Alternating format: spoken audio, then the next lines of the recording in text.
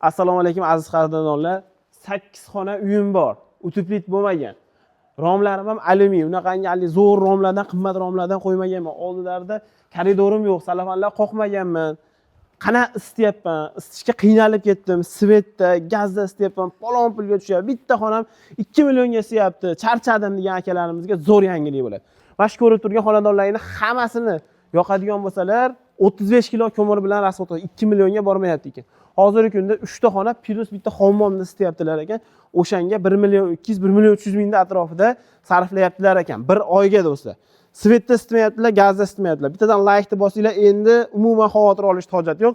Qishda issiq o'tamiz. Mana hozir Sobirjon akamdan to'liq 100% ma'lumot olaman. Assalomu alaykum. Sobirjon aka, rostdan bir oyga 1 million 200 ming so'mga 4 ta xonani isityapsizmi? Isityapmiz. Necha harorat ichkarini? Ichkarni harorati aka bag'da 60 gradus qo'yib qo'ysiz, katta yo'lda 30 gradus issiq bo'ladi. Hozir 30 gradus ichkari. Futbolkada o'tirsa bo'ladimi? Shunday aka, futbolkada. Qanaqa qilib isityapsiz aka? Realniysini gapirib bering aka. Birinchi o'rinda qanaqa qatdan olgansiz bu katta yo'lni? Bu katta yo'l aka o'zimizda Buvayda Titan katta yo'llari bor. Buvayda Titan katta yo'llari. Zo'r. Xo'p aka, buni yoqasiz-a? Nimada yoqasiz buni? Ko'mirda yoqamiz aka, bo'mkirda ochamiz. Aha. Mana ko'rish mumkin aka. Aha. Buni yopib qo'yish kerak ekan. Yopib qo'yish kerak aka. Buni chiqmasligi uchun doimiy yopib qo'yish kerak ekan. Buning ichiga necha kilo ko'mir sig'yapti? Buni aka 60 kilo ko'mir sig'adi buni ichiga. Aha. 2 sutka yetadi, bemalol 60. 2 sutka qaramasangiz bo'ladi. To'ldirib qo'ysangiz bo'ldi. Bo'ldi. Bunga to'ldirdingiz, bitta yoqasiz. Bitta yoqqaningizdan beri qachon yoqqansiz oxirgi marta? Qishda yoqqanmiz, shu olib kelganda yoqqanmiz katta yo'lda aka. O'chgan yo'q. O'chgan yo'q. Noyabrda oxirida yoqqanmiz. Har kuni ko'mir solganda yoqish kerak yo'q. Yo'q, yo'q aka. Bitta yoqadi, kunni isiganda o'chiradi. Shunday aka. Xo'p, aka bitta yonishlariga ham e'tibor berib qo'yamiz. Hozirgi holati akalar 81 gradusga yetdi, ekonom qilyapti. Mana hozir Sobirjon aka yonishini ko'rsatib berish uchun gradusni ko'tardilar. Ko'mirni bag'dan surishni boshladi, ventilyator ishladi, o't balatladi. O'tni balatlashiga o'zlaring baho berib qo'yasizlar. O't primoy kitobga boradi. Kitob deganda temirdan to'qilgan, temirning ichida suv bor. O'sha suv tepasiga o'tib issiqlik ham birdaniga ketmaydi. Temirga urilib chiqib ketganning hisobiga ekonom bo'lyapti. O'shaning hisobiga to'rxona uyimiz 1 million 200 ming so'mga isiyapti. O'tni ko'ryapsizlar akalar, bitta like bosinglar. Endi svetda isitmaysizlar, gazda isitmaysizlar. Remontlaring ham urinmaydi, o'zlaring ham urinmaysizlar. Bitta to'ldirib qo'yasizlar, bo'ldi. 2 sutka ishingizda ham xotirjam o'tirasiz.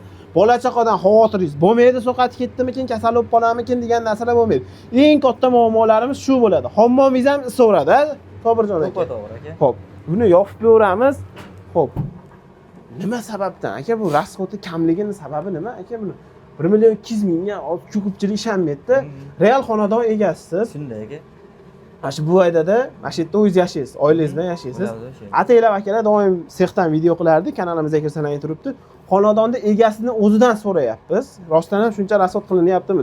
Xo'p, bir joyda bir kamchilik chiqdimi, ishlamay qolgan holati bo'ldimi? Yo motori, nasosi yoki miyasi shunaqa holat bo'ldimi? Yo'q, yo'q aka, unaqa holatlar bo'lgan yo'q. Bo'lgan yo'q. Bo'lgan. Shu qo'yganimizdan shu bezatka ishlayapti katta yo'lda. Xo'p, shu Buvayda Titan'da asoschisi Tohirjon.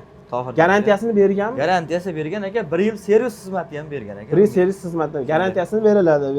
1 yil servis xizmatini ham beriladi. Yoqib isiganingizdan keyin bo'ldi ishlayveradi. Muammo bo'lsa qilib berishadi. Muammo bo'lsa o'zlari kelishib bartaraf qiladi aka. Ishlatishda o'rgangani qiynalmadingizmi? Yo'q, yo'q aka, bir marta ko'rsatib berdi. Men ham ayollarga ko'rsatib qo'ydim. Bo'ldi. Men ham aka sizlar kelganlaringga o'tdim hozir bu tomonga. O'zi o'tmagan. O'zi 2 oydan beri ayollar boshqarishadi. Shunday aka. Даже ayollar ham boshqarsa bo'ladi. Agar pastroqqa o'rnatadigan bo'lsalaring, chuqurroq qilib, yosh bola ham qilsa bo'laveradi. Shunday aka. Muammosi yo'q bu narsani.